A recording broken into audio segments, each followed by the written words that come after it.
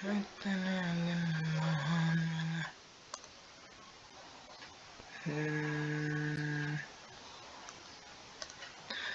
हिंद, नमस्ते।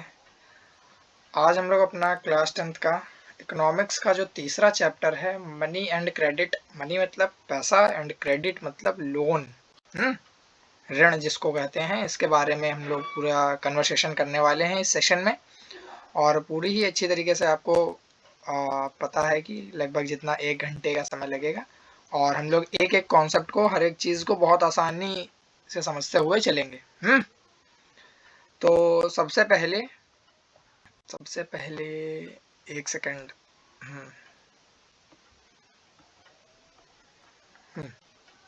सबसे पहले हम लोग शुरुआत करते हैं कि अच्छा, ये तो सोर्स ऑफ इंफॉर्मेशन, ये सब बात बताई गई है।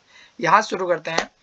पहले चैप्टर शुरू करने से पहले मैम, एक आप लोग जानते होंगे कि पहले के टाइम पे क्या होता था कि कोई व्यापारी है, कोई व्यापारी भी छोड़ो, कोई दो लोग हैं, पेन है सेलेक्ट, एक ए नाम का व्यक्ति है और एक कोई बी नाम का व्यक्ति है।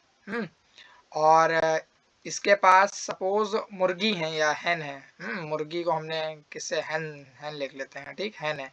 और इसके पास क्या है, इसके पास है शू मेकर है, ये जूते बनाने का काम करता है, ठीक है, शूज मेकर।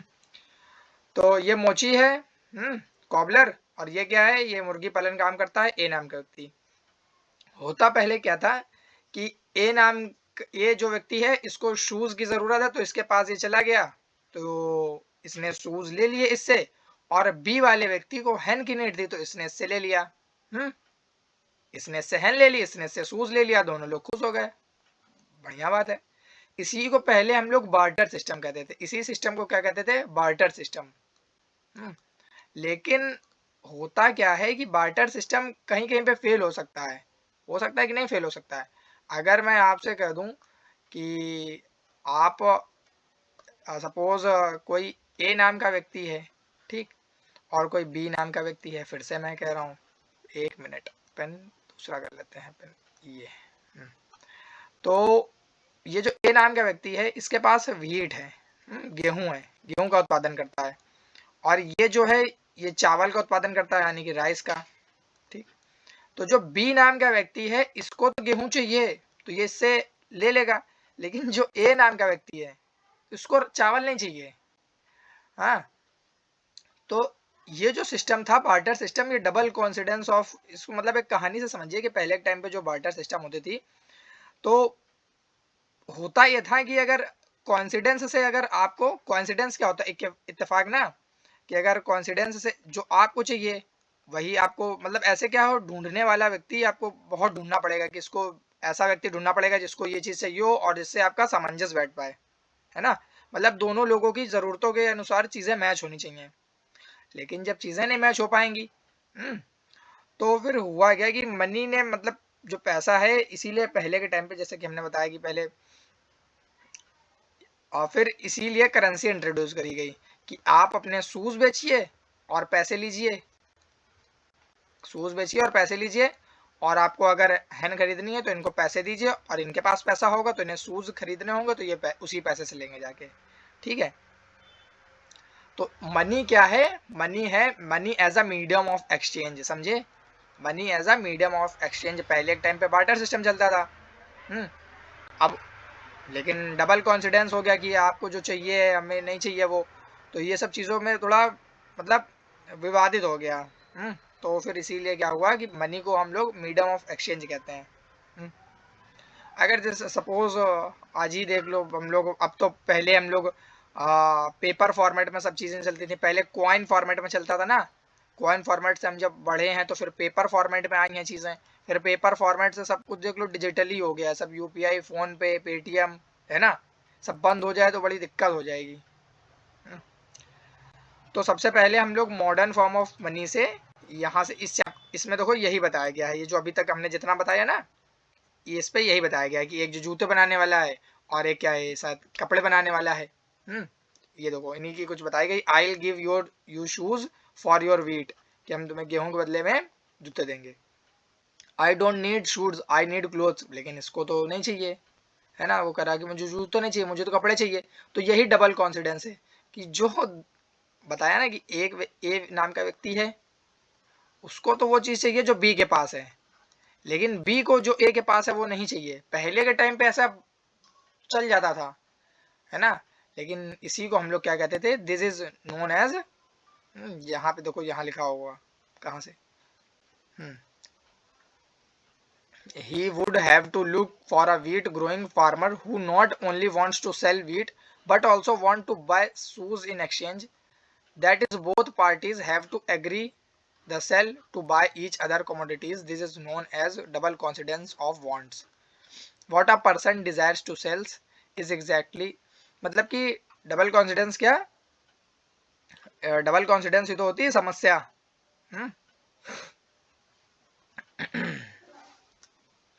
एक सेकंड।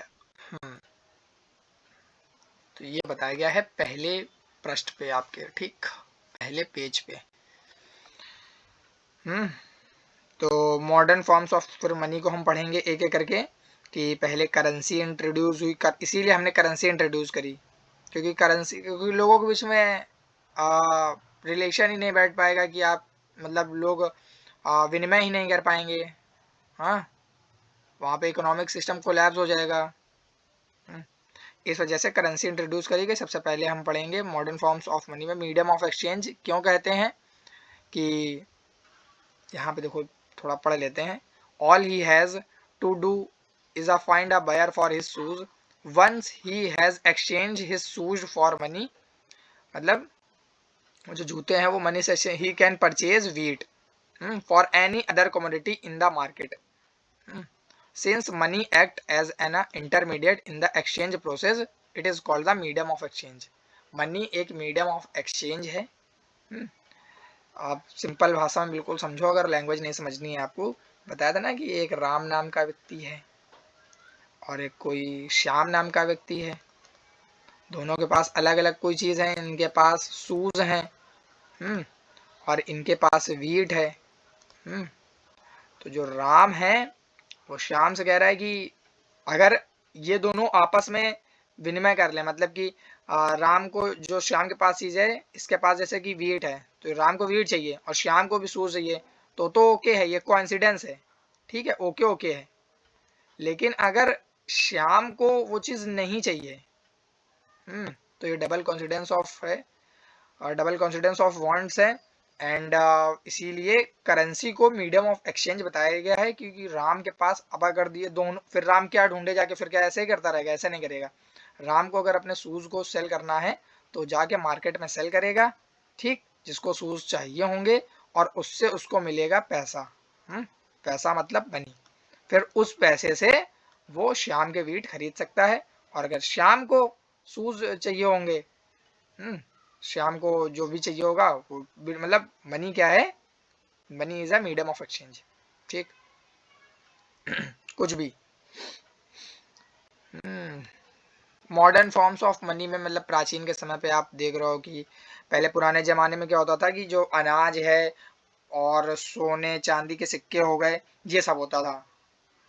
अनाज का भी जैसे कौड़ी होता था ना, कौड़ी होता था, तो कौड़ी कोई वो नहीं है कि मतलब कि इंसानों द्वारा बनाया गया, ठीक। तो पुराने ज़माने में क्या होता था, जैसे कि अनाज हो गया कि, और कुछ ऐसी चीज़ें हो गई, धातु हो गई, मेटल्स हो गए, मतलब कि सोने चांदी के सिक्के हो गए, तांबे के भी सिक्के होते थे। लेकिन आज के टाइम पे क्या है, आज के टाइम पे केवल कॉइन्स हैं और कागज के सिक्के हैं, कागज के सिक्के कह रहे हैं, केवल कॉइन्स हैं और कागज के नोट हैं। तो यही देखो बताया गया है पहले के टाइम पे, introduction of coins, object was used as a money. For example, since the very early age, Indian used grains मतलब अनाज, and cattle as a money. पशु भी, मतलब कैटल्स मतलब जो पशु हैं, कि आपके पास गाय है, तो आप उसको बेच दिए। Thereafter came the use of metallic coins. धीरे धीरे करके क्या हुआ कि हम लोग मेटेलिक कॉइन की तरफ चले, जैसे कि कॉपर हो गया, सिल्वर हो गया, गोल्ड हो गया। Coin a phase which continued well into the last century. और कॉइन मतलब लगभग सन 2020 तक तो कॉइन खूब चला है। 2020 तक। अब धीरे धीरे वैल्यू कम हो रही है कॉइन की, लेकिन कॉइन की वैल्यू नहीं कम हुई है, जो रुपए है मुद्रा मूल्यन हो जाता है, तो जो पैसे का कीमत है वो कम हो जाता है। ठीक, करेंसी तो ये बताया गया है कि नोट की कोई अपनी वैल्यू नहीं होती है, फिर भी सब क्यों मानते हैं, क्योंकि वो आरबीआई द्वारा ऑथराइज होता है। आरबीआई के द्वारा। आरबीआई क्या है, हमारे देश का सबसे सर्वोपरि बैंक है, सबसे सुप्रीम बैंक है। बाकी इसके नीचे सारी कॉमर्शियल बैंक है। तो सबसे पहले हमें क्या पढ़ना है, करेंसी के बारे में। तो कौन क्यों हमने क्या क्या कि paper notes and coins, unlike where used money earlier, modern currency is not made of precious, कि मॉडर्न करेंसी जो हैं वो बहुत ज़्यादा प्रीसियस मेटल से नहीं बनाए जाते हैं, जैसे such as a gold, silver and copper, and unlike grain and cattle they are neither everyday use. The modern currency is without use any use of its own. ये अच्छा कुछ बताए गए हैं कि किस रीन पे, मतलब किस टाइम पे, कि जो गुप्त साम्राज्य था, तो गुप्त साम्राज्य के टाइम पे कैसे सिक्के चले, ये तुगलक ये चला है, ठीक है तुगलक। और ये जो गोल्ड के चले हैं ये बनवाए हैं अकबर ने, अकबर के साम्राज्य पे। और ये मॉडर्न कॉइन है। मॉडर्न कॉइन जो हमारा ये है कि ज़्यादा कीमती नहीं होना चाहिए। पहले के टाइम पे जो ये बहुत कीमती होते थे, गोल्ड के हो गए या सिल्वर के हो गए, इन सब प्रीसियस मेटल से बनते थे। लेकिन अब 1 रुपया गिर जाए कोई दिक्कत नहीं है, 1 रुपये का लेकिन गोल्ड का सिक्का गिर जाएगा इतना ही बड़ी साइज का, तो बिल्कुल धक्का लग जाएगा, हार्ट अटैक आ जाएगा ना, वही चीज़ है। तो करेंसी क्या होता है कि नोट की कोई अपनी वैल्यू नहीं थी, फिर भी सब लोग उसको क्यों मानते हैं, क्योंकि आरबीआई द्वारा ऑथराइज्ड होता है। आरबीआई द्वारा ऑथराइज्ड होता है, और सरकार की कुछ गारंटी भी होती है। देखो यहाँ पे लिखा हुआ है, that wise accepted as a medium of exchange. It is accepted a medium of exchange because the currency is authorized by the government of country. RBI मतलब Reserve Bank of India. RBI की जो establishment है, स्थापना 1 अप्रैल 1935, 1 अप्रैल 1935 को हुई थी। ठीक है, 1934 के एक्ट से, मतलब आज़ादी के पहले से है। समझ रहे हो? तो कानून के अनुसार ये कि बताया गया है कि जो लॉ है, लॉ के अनुसार कोई भी रुपए लेने से मना नहीं कर सकता है, कि ये कह दो कि हम ये रुपए नहीं लेंगे, हमें तो भैया बार्टर सिस्टम चलाना है ना, ये बताया गया है। तो इसे हम लोग क्या कहते हैं, लीगल टेंडर। लीगल टेंडर कहीं ना कहीं तो दिया गया होगा। ये बताया गया है कि लॉ लीगलाइज करती है, कोई भी इसका can not be refused in transaction in India. कोई भी मना नहीं कर सकता कि आप किसी बेकरी पे गए और कह दो कि सर हम फ़ोन पे कर रहे हैं, तो ये नहीं कहेगा कि नहीं भैया हमें ये नहीं चाहिए, हमें तो एक बकरी ला के दो। ये नहीं कोई कर सकता है। सबको पेमेंट मेड इन रुपीज़, सबको एक्सेप्ट करना पड़ेगा। ठीक, फिर डिपॉजिट विद बैंक होता है। डिपॉजिट विद बैंक 2 टाइप के देखो डिपॉजिट होते हैं। एक होता है डिमांड डिपॉजिट, डीडी, और एक होता है फिक्स्ड डिपॉजिट, एफडी। एफडी आप फिक्स कर देते हो और उसका कुछ शेयर मिलता है। डिमांड डिपॉजिट वो होता है, डिमांड का मतलब होता है जब आप चाहो तब तो आपको पैसा मिल जाए, उसको हम लोग जमा मांग कहते हैं। तो अच्छा, बैंक अकाउंट क्यों ज़रूरी है? पहले तो ये सिंपल सी बात, क्योंकि हम लोग सारा पैसा, अगर 1 करोड़ रुपए अगर आप अपनी जेब में अपने घर पे रख के चल जाओ, किसी ने डाका डाल दिया, फिर क्या है, कल को आप ही को पता चल जाए कि आपके जो पड़ोसी हैं उनके पास रोज 1 करोड़ रुपए लेके घूमते हैं जेब में। अब जेब मतलब ये मत समझ लेना कि सर एक जेब में 1 करोड़ रुपए कैसे जाए, बैग भी हो सकता है ना। तो बैग में अगर इतना सारा पैसा लेके घूम रहे हैं, तो आप ही, आप 2-3 लड़के मिलके एक दिन लूट लोगे उनको चौराहे पे, है ना, या कुछ ना कुछ करके शराब वराब पिला के उनको लूटने की कोशिश करोगे, हैं। तो बैंक में पैसे रखना मतलब सेफ होता है, और डे टू डे बैंक क्या होता है, उसका इंटरेस्ट भी देती है। इंटरेस्ट मतलब ब्याज। इसीलिए क्या कहते हैं कि जब एक आप थोड़ा थोड़ा बड़े होगे तो आपको अवेयरनेस आएगी कि बैंक में अकाउंट होना चाहिए। डिमांड डिपॉजिट क्या होता है बताया ना, जब चाहो निकाल लो। मैंने बताया जब चाहें तब आप निकाल सकते हैं। किसके थ्रू? एटीएम हो सकता है, चेक हो सकता है, और यूपीआई भी इस्तेमाल हो सकता है। क्या क्या हो सकता है? एटीएम हो सकता है। एटीएम का full form automated teller machine. और यूपीआई का क्या है, यूनिफाइड पेमेंट इंटरफेस। और चेक, चेक ये वाला चेक होता है। चेक, चेक में क्या होता है कि आप सपोज, अच्छा एटीएम, आपको बैंक भी नहीं जाना पड़ेगा, एटीएम में गए, वहाँ पे आपने अपना एटीएम डाला और जब जितना चाहा पैसा निकाल लिया। यूपीआई में भी ऐसा ही होता है। तो यूपीआई में हमने अपना स्कैनर भेज दिया, स्कैनर क्या कहते हैं, क्यूआर, ठीक, आपने उस पर भेज दिए पैसे। तो ये अब तो मान लो पैसा को एक वर्चुअल चीज़ हो गया है, ठीक है, आपने अपने में से मेरे में भेज दिए। चेक क्या फॉर्मेट है, चेक एक चेक बुक होती है जिसमें आप जिसको पैसा दे रहे हो और कितना अमाउंट दे रहे हो, और अपना अकाउंट नंबर ये सब फिल करना पड़ता है। फिर उस आपके खाते से, आपके अकाउंट से उस इंडिविजुअल पर्सन के खाते में पैसे चले जाते हैं। ये चेक वाला प्रोसेस है, समझे। यही इसमें पूरे में यही बताया गया है, ठीक है। ये आप जब पढ़ेंगे तो समझ में आएगा, ठीक। इसलिए डिमांड डिपॉजिट भी एक टाइप की मनी होती है, ये बताया गया है। देखो ये बताया गया है, in this way peoples money in safe with the banks and it earn amounts as a interest.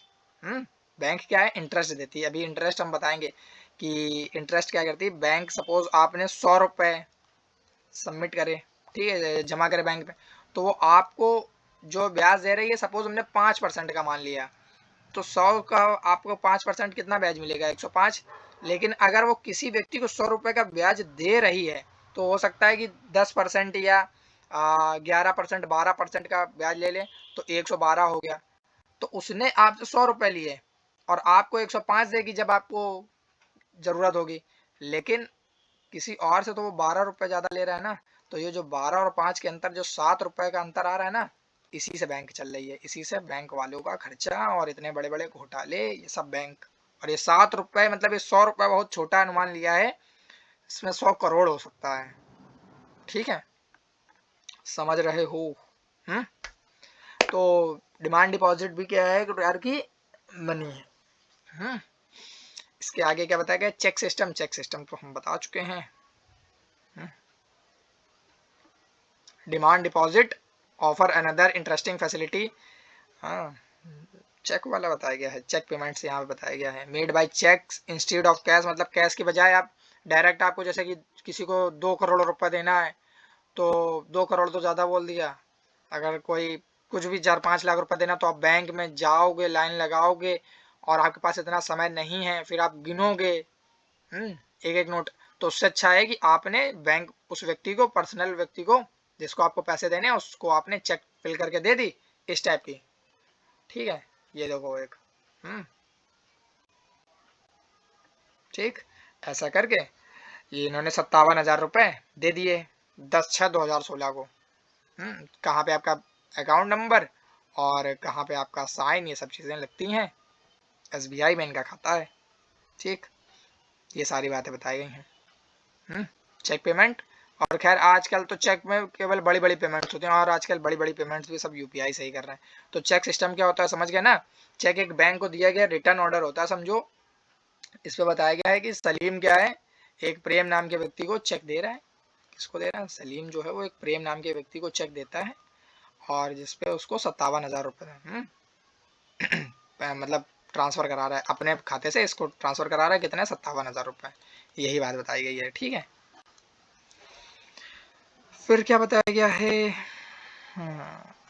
जैसे कि कैश की जरूरत नहीं है इसमें सिम, और ये कुछ बताया गया है कि आगे के चेक नंबर होते हैं, इसमें कोडिंग यूज बाय बैंक, ये जो बैंक की होती है।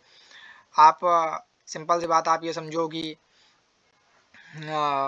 जैसे कि स्कूल है, स्कूल की फीस हो गई, आप तो फीस थोड़ी दे रहे हो, ठीक है, लेकिन स्कूल अगर कहीं रेंटेड लैंड पे है, रेंट वाली ज़मीन पर है, तो अगर वो किसी बैंक में उन्हें नहीं जाना है, तो अपना चेक फिल करके उन्होंने क्या किया, दे दिया उनको जिनको पैसा चाहिए। अब वो जाके बैंक में लगे जाके लाइन पे, समझे। या तो आपकी ही फीस या तो ज़्यादा हो गई, या तो जैसे कि आप बड़े बड़े कॉलेज में एडमिशन कराओगे, तो चेक होता है, उसकी फ़ीस क्योंकि ज़्यादा होती है ना, फीस अगर ज़्यादा है, तो आपने क्या किया कि एक चेक करवा दिया, फिर आपका हो जाएगा काम। मतलब रियल लाइफ एग्जांपल समझो, कैश की ज़रूरत नहीं होती है। बहुत सारी चीज़ों में हो सकता है, इलेक्ट्रिसिटी के बिल में हो सकता है, और बहुत बहुत जगह सैलरी पेमेंट में भी होता है। सैलरी भी चेक में आ जाती है, बहुत लोग कहते हैं। समझे? तो ये मॉडर्न सब, मॉडर्न इंडिया चल रहा है। सिक्के के तो खत्म हो जाएंगे हमें लग रहा है 10-15 साल बाद। फिर क्या बताया गया है, फिर बताया गया है लोन एक्टिविटीज ऑफ बैंक। मतलब लोन मतलब क्या होता है, क्रेडिट वाला सिस्टम बता रहे हैं कि लोन मतलब क्या होता है, ऋण। लोन मतलब क्या होता है, ऋण। ऋण मतलब किसी से उधार लेना, बोरो बोरो करते हो ना, वही चीज है। बोरो वाला सिस्टम बताया गया है कि बैंक क्या करता है, हमने बताया ना, डिपॉजिटर से पैसा। डिपॉजिटर क्या होता है, जो जमा करते हैं पैसे। अब यहाँ पे हम एग्जांपल ले लेते हैं, ये पूरा आप समझ जाओगे। एक राम है, और ये है बैंक, और ये है श्याम। ठीक है, राम है, बैंक, और ये श्याम। राम ने क्या किया, डिपॉजिटर से पैसा लेता है, मतलब जो जमा करना चाहते हैं। तो राम ने बैंक को कितना रुपए दिया, 100 रुपए। ठीक, राम ने बैंक को 100 रुपए दिया है, तो यहाँ पे 100 लिख लिया मैंने। ठीक, उसके बाद क्या है, उसको जो कैश रिजर्व कितना देता है, 5% कैश रिजर्व रखता है। कैश रिजर्व उसका मतलब है मतलब कि अपने पास भी कुछ रखेगा। बाकी सारा जो लोन लोन के रूप में दे देता है। तो इतना समझो कि वो कमाता कैसे, ये हम बहुत सिंपल भाषा में बता चुके हैं कि बैंक आपको सपोज 5% या 4% जितने का भी लोन इंटरेस्ट दे रहा है, आपको 100 के बदले उसने कितने दे दिए, 105 रुपए, है ना। लेकिन शाम को नीड है पैसे की, तो शाम से उसने 100 रुपए, शाम को 100 रुपए की नीड है, 100 रुपए इसने ले लिए श्याम ने। लेकिन इस पे इंटरेस्ट ज़्यादा लग गया। इंटरेस्ट कितना लग गया, 11% का मान लो। इंटरेस्ट 11% का लग गया, तो 100 से कितना हो गया, 111। तो ये जो यहाँ से 105 से 111 का डिफरेंस कितना अच्छा है। तो इसी में पूरी बैंक रन कर रही है, हर एक बैंक बड़ी बड़ी। तो बैंक ऐसे ही कमाता है, डिपॉजिट पर कम ब्याज लगाता है ये जो डिपॉजिटर है, और लोन पर ज़्यादा ब्याज लगा देता है। सिंपल सी बात, समझ गए ना। यही देखो बताया गया है, hold about 5% of their deposit as a cash. तो डिपॉजिटर पर कम लगाते हैं, might come to the withdraw money from given day since particular day. ये सब बातें आप लोग पढ़ लीजिएगा, यही बात बताई गई है। तो डिफरेंस, ये जो डिफरेंस है, ये जो 5 और 6 का, यही क्या है, बैंक की इनकम है, बैंक की इनकम। और ये डिफरेंस अभी मैं बता रहा हूँ कि 6 रुपए आपको दिख रहा है, ये 600 करोड़ भी हो सकता है, 6000 करोड़ भी हो सकता है ना। बहुत बड़े बड़े अमाउंट पे चीजें चल रही हैं। तो अगर आप एक कमेंट बॉक्स में बताइएगा, ये जो जो इसका आंसर है, इसका आंसर आप लोग बताइएगा कि जैसे कि अगर एक ही टाइम पर सपोज एक बैंक में 1000 लोगों का वो है अकाउंट, 1000 लोगों का अकाउंट है किसी भी बैंक में, सपोज सबसे SBI में। ठीक है, तो उस ब्रांच में सभी के सभी 1000 लोग एक ही दिन चले जाएं पैसा निकालने, तो बैंक क्या होगी, बैंक बैंकरप्ट हो जाएगी। बैंक समझ ही नहीं पाएगी हम करें क्या, है ना। किसी दूसरे बैंक से कर्जा लें हम कैसे करके, बैंक मतलब बैंकरप्ट हो जाएगी, दिवालिया हो जाएगी। ये है, ये एक एग्जांपल बताया गया है डिपॉजिटर और ये बोरोवर का। Bank two different credit situations, मतलब कि अलग अलग क्रेडिट की सिचुएशन। क्रेडिट मतलब लोन, ऋण की जो अलग अलग परिस्थितियां हैं, स्थिति हैं, उनके बारे में बताया गया है कि जैसे कि लोन क्या होता है। लोन जैसे कि होता है ना, कुछ लोग उधार रहते हैं कि आज पैसा ले लो, कल लौटाने का, जो कल लौटा देना, एक ये भी तो लोन है। लेकिन ये आप दे रहे हो हमें, दोस्त दोस्त का उधार होता है जो कभी नहीं देते हैं। ऐसे ही अलग अलग दो आपको केस स्टडी बताई गई हैं। एक है सलीम, और जो शायद फेस्टिवल ऑर्डर पर लेकर अपने मतलब कुछ बिजली बिजली का कुछ काम करते हैं। अच्छा, शू मेकर हैं, 3000 जूते बनाते हैं, और इनका जो ये जो लेते हैं लोन, इनका पॉजिटिव क्रेडिट के उस पर दिखाएगा। और दूसरी जो है स्वप्ना, वो एक, दोनों ही ओल्ड हैं बेसिकली, लेकिन जो सलीम है ये प्रॉफिट बना लेते हैं तो इनका प्रॉफिट से प्रॉफिट बन जाता है, तो इनके लिए जो क्रेडिट होता है, इन्होंने जो लोन लिया वो इनके लिए हेल्पफुल रहा है। मतलब इन्होंने जो उधार लिया उससे इन्होंने अपना जीवन सही से चला लिया, है ना।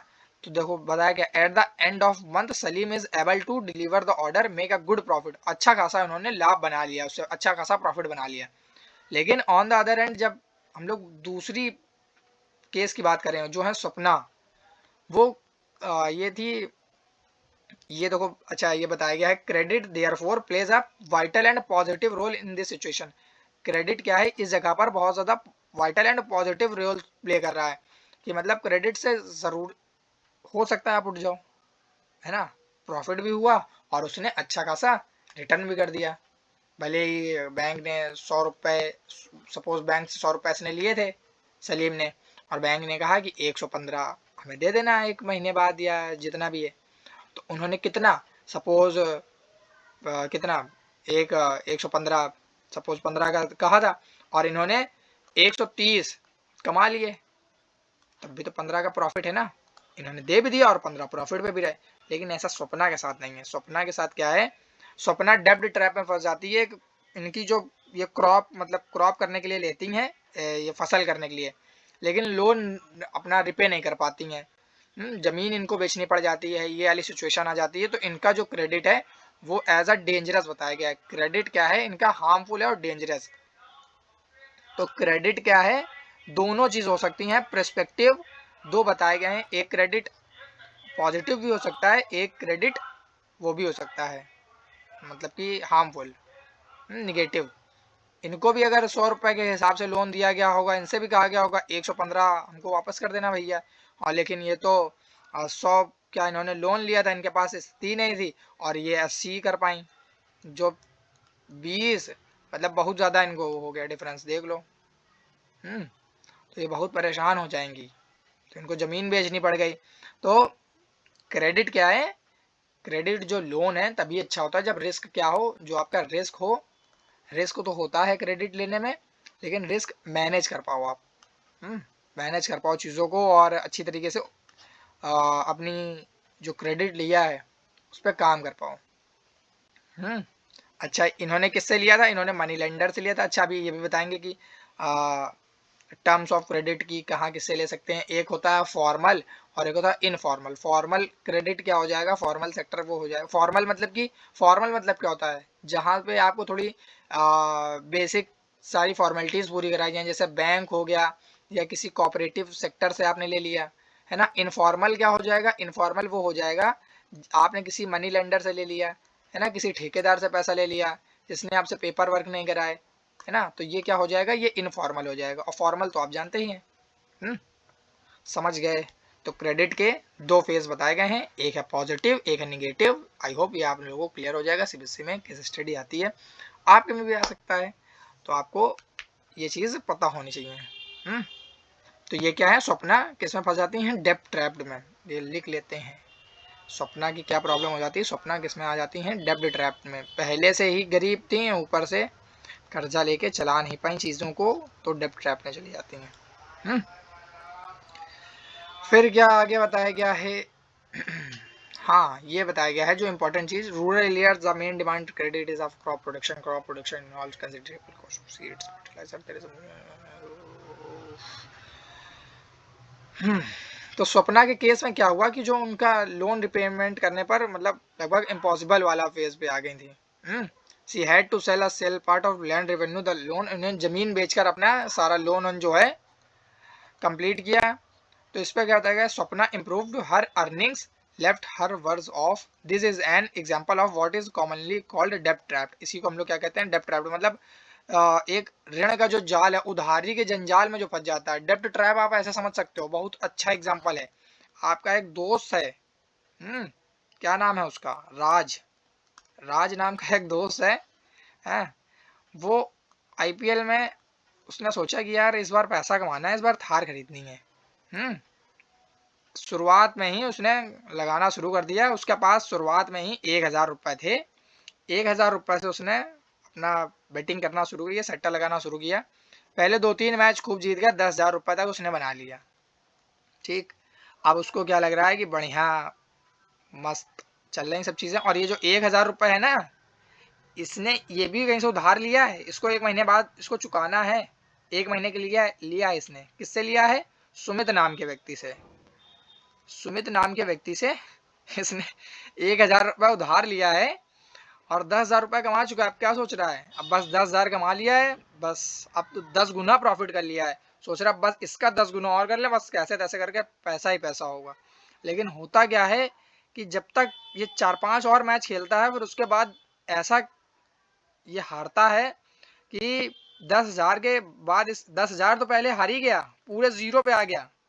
10,000 जो जीते 10,000 हार गया। अब इसके पास कुछ नहीं बचा, इसके पास 1,000 रुपए भी नहीं है कि ये वापस कर पाए इस सुमित को, है ना? सुमित को क्या मुंह दिखाएगा?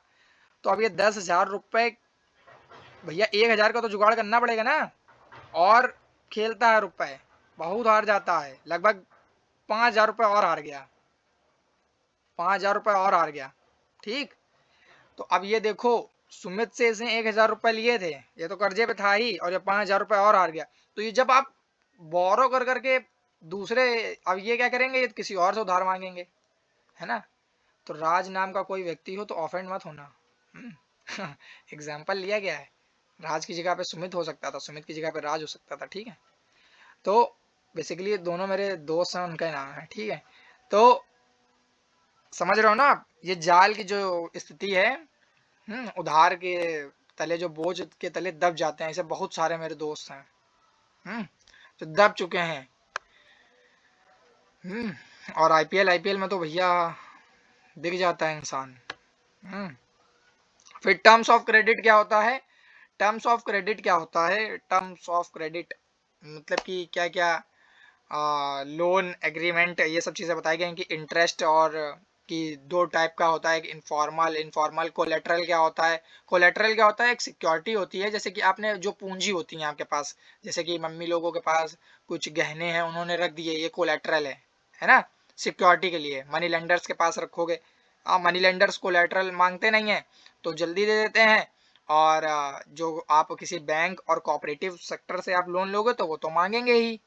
क्योंकि जब आप बोरो करोगे, तो अगर आप बैंकरप्ट हो गए, आप भाग के कहीं से बिना उधार चुकाए अपना, तो बैंक वाले क्या करेंगे, उस चीज को बेच के अपना अपना खर्चा निकाल सकते हैं। समझे? यही बताया गया है।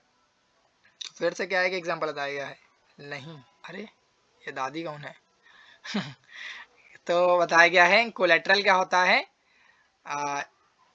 इन एडिशन लेंडर्स में डिमांड कोलेटरल, जो उधार देंगे आपको, चाहे वो बैंक, आप देख लो किसी से उधार लोगे, गांव में भी अगर आप लोगे, चाचा से लोगे, तो चाचा भी कहेंगे कि ऐसा करो, पहले फ़ोन दे दो अपना, या तो कुछ रख दो तो हम पैसा दें, है ना? अगेंस्ट लोन, लोन जब मांगने जाओगे तो collateral is an assets that borrow own such as a land, building, vehicles, कुछ भी हो सकता है वो। आपकी शायद ज़मीन के कागज हो सकते हैं, वो शायद आपका आईफोन हो सकता है, वो शायद आपकी बाइक हो सकती है ना? कुछ भी हो सकता है। And use this are guarantee to lender until the loan is repaid, मतलब जब तक आप वो चीज़ें, पूरा लोन आप रिपे नहीं कर देते, तब तक वो चीज़ उनके पास रहेंगी। जब आप लोन पूरा पे कर दोगे, वो चीज़ आपको वापस कर देंगे, सिंपल सी बात। अरे कुछ कुछ तो ऐसे होते हैं, आपने लोन लिया है, एक रियल एग्जांपल मैंने देखा है कि आपने लोन लिया और आपने जो कोलेटरल रखे, ठीक है, तो जिसके पास रखे उसी ने उसको उड़ा दिया, है ना? तो फिर बहुत बड़े क्योटिक एनवायरमेंट, लड़ाई लड़ाई हो जाती है।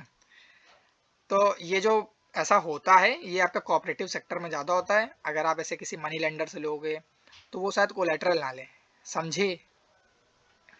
तो कोलेटरल क्या होता है? कुछ ना कुछ चीज़ें आपको जो रखनी पड़ती हैं। तो एक अच्छा हाउस लोन लिया है मेघा नाम की व्यक्ति ने। मेघा नाम ने 5 लाख का हाउस लोन लिया, ये देख रहे हैं, झांक रहे हैं यहाँ से, है ना? तो 5 लाख रुपए का लोन लिया इन्होंने, कितने? 12% के इंटरेस्ट पे, और 10 साल का। तो इनके कोलेटरल क्या है? इनके हाउस पेपर्स, मतलब घर के कागज रख लिए गए हैं। घर के कागज इनके रख लिए गए हैं। तो देखो, इस पर पूछा गया, fill the following details of mega housing loans. Loan amount कितना लिया गया है? 5 लाख का लोन लिया है। और ड्यूरेशन ऑफ लोन कितनी है? कितने साल के लिए? 10 साल के लिए लोन ले लिया है, बहुत लंबा। ठीक, डॉक्यूमेंट क्या रिक्वायर्ड होंगे इनके? घर के पेपर, तो हाउस पेपर्स, हाउस के पेपर्स, घर के पेपर होते हैं ना, जमीनी कागजी। और इंटरेस्ट रेट कितना है, 12% का इंटरेस्ट रेट है। तो सिंपल इंटरेस्ट के अकॉर्डिंगली बताओ कितना इंटरेस्ट लगेगा, PRT अपॉन 100 फॉर्मूला लगा के। Mode of repayment and collateral,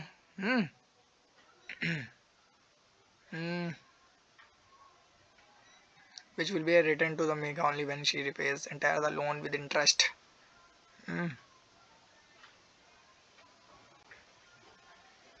अच्छा, इन्होंने डॉक्यूमेंट कौन कौन से लगाए हैं, अच्छा डॉक्यूमेंट इन्होंने लगाए हैं अपना वो एम्प्लॉयमेंट रिकॉर्ड इन्होंने दिखाया है सैलरी का, तो यहाँ पे नहीं होगा, ये चीज़ यहाँ पे होगी। कोलेटरल में इन्होंने हाउस पर रखा है, और डॉक्यूमेंट्स में इन्होंने क्या लिखा है, डॉक्यूमेंट्स में इन्होंने अरे ये सब चीज़ें देख लेना, ये सब पता नहीं हम क्या पढ़ा रहे हैं हम भी। टर्म्स ऑफ क्रेडिट क्या हो जाता है, टर्म्स ऑफ क्रेडिट आप समझ गए होगे क्या क्या टर्म्स हैं आपको, टर्म्स मतलब शर्त होती है, सिंपल सी बात। क्रेडिट मतलब ऋण, तो लोन लेने मतलब उधार मांगने के लिए क्या क्या शर्तें होंगी, है ना, कि कोलेट्रल और डॉक्यूमेंटेशन और requirement and the mode of repayment together comprises, ये सारी चीजें क्या हैं, टर्म्स ऑफ क्रेडिट। ठीक समझे, ये चीजें वेरी करती हैं। अगर आप किसी लेंडर मतलब मनी लेंडर से होता है ना गाँव में ठेकेदार या पैसे वाले लोग, उनसे मांगोगे तो वो वेरी करेंगे, शायद कम ब्याज में दे दें या ज़्यादा ब्याज, ये सब चीज़ें पर्सन टू पर्सन वेरी करती है। कि आपका किसी से अच्छा व्यवहार है तो शायद कम परसेंट में दे दें, किसी से बुरा व्यवहार है तो उसको ज़्यादा परसेंट में दे दें, है ना, तो ये चीज़ वेरी करती है। और varying terms of credit in a different credit arrangement, मतलब ये सब चीज़ें क्या है, वेरिएबल है। फिर उसके बाद क्या बताया गया है, वैरायटी ऑफ क्रेडिट अरेंजमेंट। अच्छा, फिर से एक एग्जांपल आ गया, बहुत एक्टिविटी बताई गई है कि एक श्याम लाल नाम के व्यक्ति हैं, वो अपनी कहानी सुनाते हैं और एक ट्रेडर से लोन ले लेते हैं, लेकिन बहुत ज़्यादा अत्यधिक उन पे लगा दिया जाता है इंटरेस्ट। तो जो क्रॉप ट्रेडर को ही मतलब जो क्रॉप होती है वो ट्रेडर को ही बेचना उनकी मजबूरी हो जाती है। एक सोनपुर नाम के स्मॉल इरिगेटेड छोटे से घर पे रहते हैं, ये सब पढ़ लेना, ठीक है। और थोड़ा सा बता देते हैं कि जो और श्यामलाल है एक बहुत निम्न वर्ग का वो होता है किसान, इसकी स्टोरी बताई गई है, क्योंकि फिर एक एक चीज़ पढ़ेंगे तब समझ पाएंगे। और फिर जो अरुण होता है ये एक मध्यम वर्गीय मतलब मीडियम होता है, ठीक है, मीडियम स्मॉल फार्मर होता है, और ये बैंक से लोन लेता है लेकिन लो इंटरेस्ट पे लेता है। और श्यामलाल का किसी व्यक्ति से ले लेता है और उस पर बहुत ज़्यादा इंटरेस्ट मतलब ब्याज लग जाता है। तो अरुण क्या करता है, अरुण धीरे धीरे करके चीज़ों को चलाता है। अरुण अपने आलू है या जो कुछ भी प्रोडक्शन करता है उसको कोल्ड स्टोरेज में रखता है, एंड फिर बाद में उसका प्रॉफिट बनता है। फिर एक रामा नाम की एक शायद क्या है, हाँ औरत है, आंटी है, ठीक, रामा नाम की एक आंटी हैं, उन्होंने भी क्या किया है, किसी एक एम्प्लॉयर से लोन ले लिया है। तो उन्होंने क्या वादा किया है कि वो काम करके रिपेमेंट कर देंगी, लेकिन डेप्ट कभी भी ख़त्म नहीं कर पाती हैं। ये चीज़ें बताई गई हैं, तो ये आप पढ़ना, ये आपका वो बताया गया है, एक एक्टिविटी के फॉर्म में बताया गया है। तो इसका कंक्लूजन हम बता देते हैं कि इस पूरे इसका कंक्लूजन क्या होता है। कंक्लूजन हमें थोड़ा सा याद है कि कंक्लूजन क्या होता है कि जिसके पास कोलेट्रल होते हैं ना उसको चीप क्रेडिट मिल जाता है। कि मतलब कि अगर आपके पास कुछ क्रेडिट है ना, कि अगर आपके पास सपोज बाइक है, सपोज आपके पास फ़ोन है या कोई भी चीज़ महंगी चीज़ है, जिसके बेसिस पे अगर आप ये नहीं कह सकते हो कि बाइक दे के कह दो कि हमें सर 25 लाख का लोन दे दो, नहीं होगा। उस बाइक की कीमत भी उतनी होनी चाहिए कि बाइक वो बिक सके 25 लाख के आसपास तक, है ना।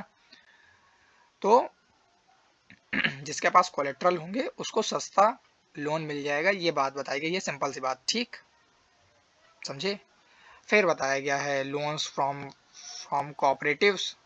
कोऑपरेटिव्स मतलब किसी बैंक से, या ये बताया गया है किसी कंपनी से जब आप लेते हो उसकी सिचुएशन बताई गई है।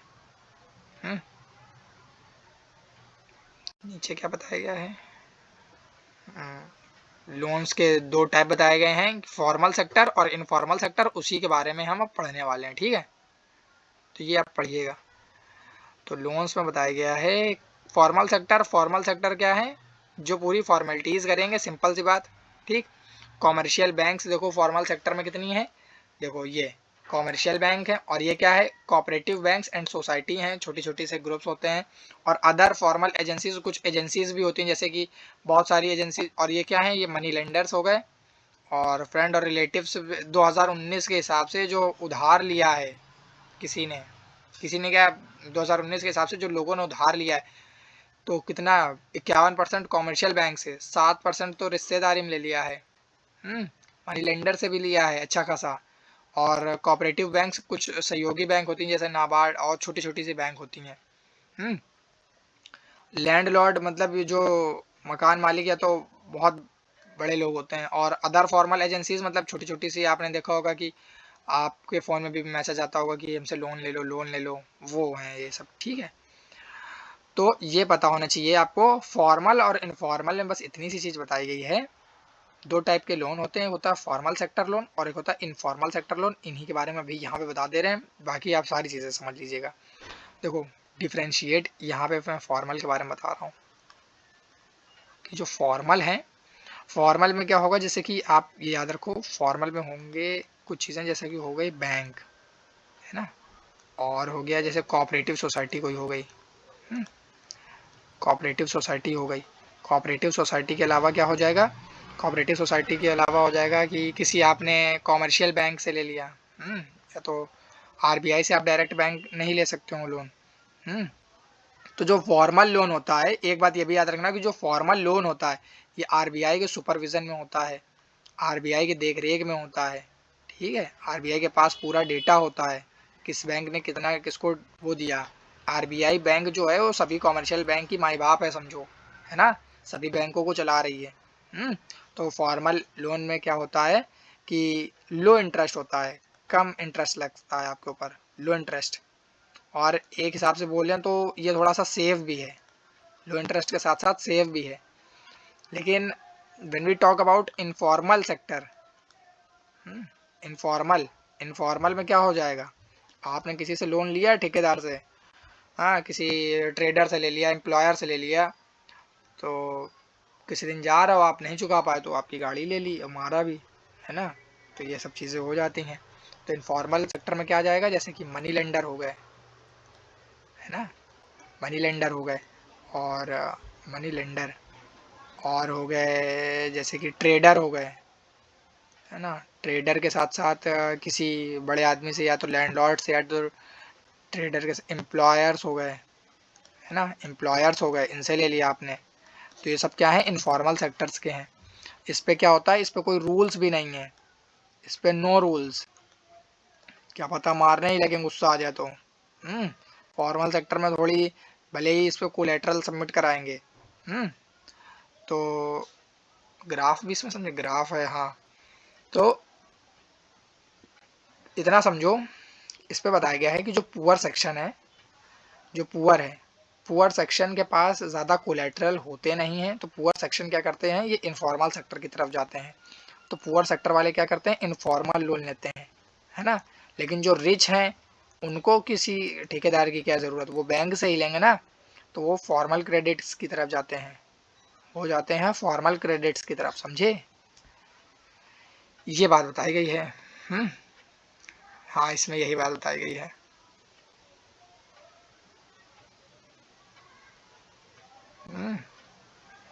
छोटे छोटे से जो काम करने वाले लोग होते हैं। फिर बताया गया है why formal credit must increase. कहाँ गया,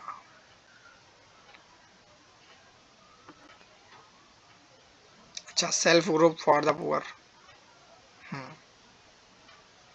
अच्छा, एक सेकंड,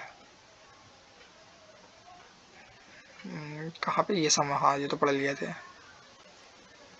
इसके बाद बताया गया है, देखो जो चीज़ें बोल दी ना एक बार, वही बुक में लिखा है।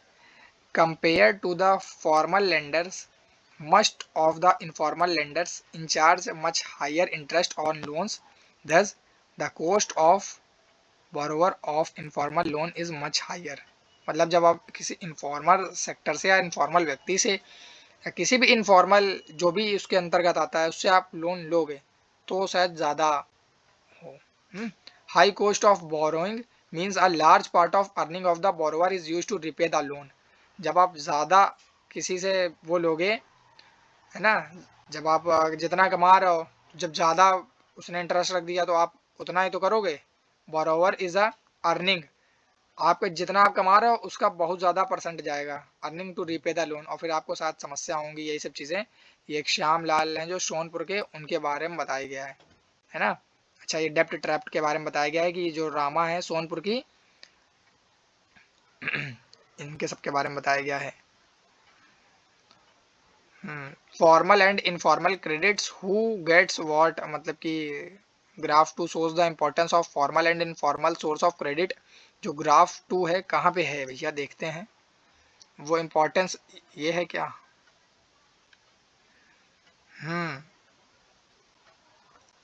ये एक ग्राफ हमें दिखाया गया है कि किसने किससे कितना परसेंट, किस व्यक्ति ने, किस ग्रुप ने किससे लोन लिया है। तो जो पुअर हाउस होल्ड्स हैं, मतलब जो गरीब लोग हैं जो अपना घर और चला रहे हैं, उन लोगों ने, ब्लू परसेंट क्या है, ब्लू जो दर्शा रहा है वो फॉर्मल से हैं। फॉर्मल कितने लोग हैं, केवल 46।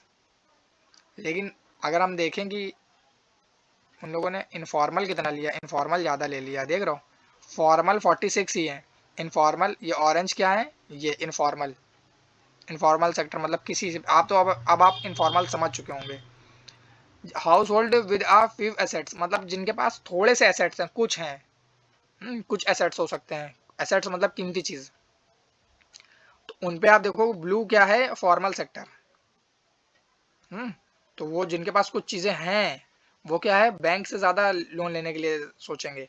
लेकिन ये क्या है, इनके पास कुछ नहीं, तो अभी इनके पास, सही बात है, इनको इनफॉर्मल की तरफ जाना पड़ेगा। वेल ऑफ हाउस होल्ड मतलब अच्छे खासे घर वाले, जो मतलब संपन्न है, वो लोग क्या करते हैं, उनमें से लगभग 73% लोग फॉर्मल सेक्टर से लोन लेते हैं और 27% लोग इनफॉर्मल सेक्टर से।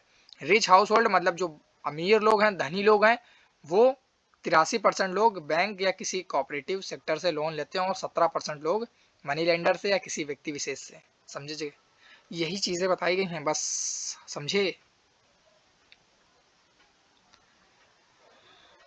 हा हा हा हा हा।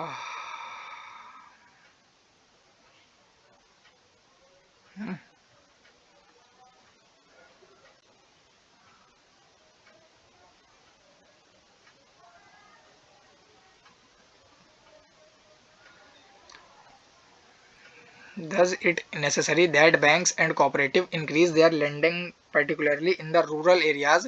अच्छा, ये चीज़ ये बताई गई है कि ये जो मतलब कि बैंक है, बैंक को क्या करना चाहिए, बैंक को, सरकार को क्या करना चाहिए, ये देखिएगा, सरकार बैंक को क्या करना चाहिए कि गांव बिल्कुल लोअर लेवल तक, मतलब ग्रामीण लेवल तक लोन ले सकें लोग। अगर गांव का व्यक्ति भी अगर लोन ले पाए ना, तो ये सब मनी लेंडर से ना ले, ये चीज़ बताई गई है, ताकि फिर उनकी जो डिपेंडेंसी है वो उनसे कम हो जाए।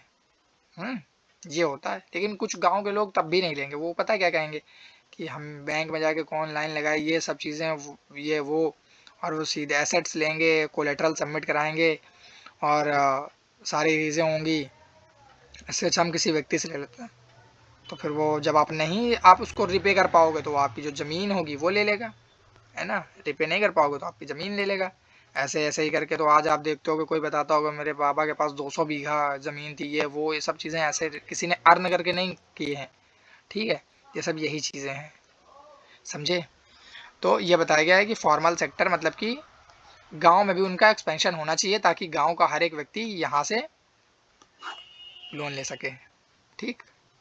कंपैरिजन देन ये एक अच्छा self group for the poors, मतलब कि सेल्फ ग्रुप क्या सॉल्यूशन क्या है, प्रॉब्लम। अच्छा, ये बताया, प्रॉब्लम में बताया गया था कि जो गरीब लोग हैं वो कोलेटरल नहीं दे सकते हैं और बैंक भी दूर हैं, लेकिन कैसे तैसे करके बैंक को ग्रामीण लेवल तक जाना चाहिए। तो सॉल्यूशंस क्या बताए गए हैं उसके, मतलब क्या समाधान है उसकी, समस्या है तो समाधान भी है कि सोशल हेल्प ग्रुप्स बनेंगे। उस पर क्या होंगी, जैसे क्या बताया गया है, banks are not present everywhere in rural India, every even where they are present getting our loan।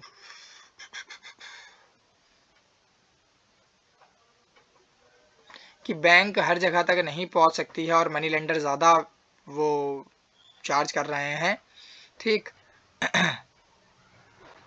तो इस पर बताया गया है कि कुछ लोग होंगे, ये जो सोशल हेल्प ग्रुप में बताया गया है कि 15 से 20 जो वुमेन्स होंगी वो अपना छोटा सा ग्रुप बनाएंगी, स्मॉल सेविंग्स थोड़ी थोड़ी करके करेंगे और ग्रुप में एक लोन रहेगा और फिर उस पर कोई कोलेटरल वाला सिस्टम नहीं होगा, ये चीज़ बताई गई है, ठीक। सोशल हेल्प सेल्फ ग्रुप में बताया गया, सेल्फ हेल्प ग्रुप्स में है, ये बताया गया है,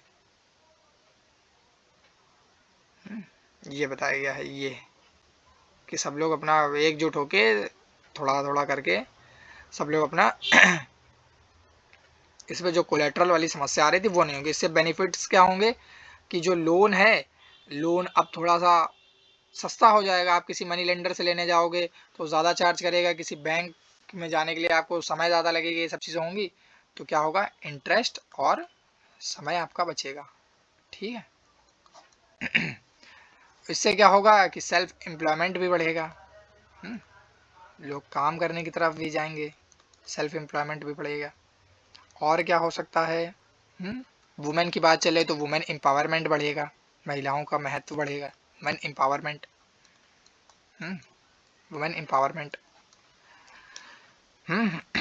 लगभग ये अपना लास्ट टॉपिक था चैप्टर का। फिर अच्छा, ये ग्रामीण बैंक ऑफ बांग्लादेश में ये बताया गया कि मोहम्मद यूनुस जी ने एक बैंक ग्रामीण लेवल पे स्थापित कर दी गई थी। बैंक कहाँ पे, बांग्लादेश में, जो किसके लिए, गरीब वो महिलाओं के लिए, गरीब जो महिलाएं हैं, पुअर वुमेन बोरोवर्स, उनके लिए।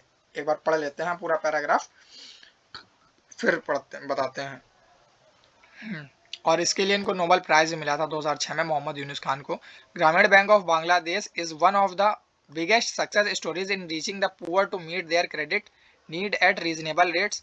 मतलब जो ग्रामीण बैंक ऑफ बांग्लादेश है, ये मतलब इतिहास की सबसे देखा जाए तो सबसे बड़ा वो है अचीवमेंट कि जो ग्राम स्तर पे, जो गांव लेवल पे रीजनेबल रेट्स पे वो क्या लोन प्रदान करा रहा है, ठीक है। स्टार्टेड इन 1970, कब स्टार्ट हुआ था ग्रामीण बैंक ऑफ बांग्लादेश, ये इंपॉर्टेंट है, 1970 में एज ए स्मॉल प्रोजेक्ट।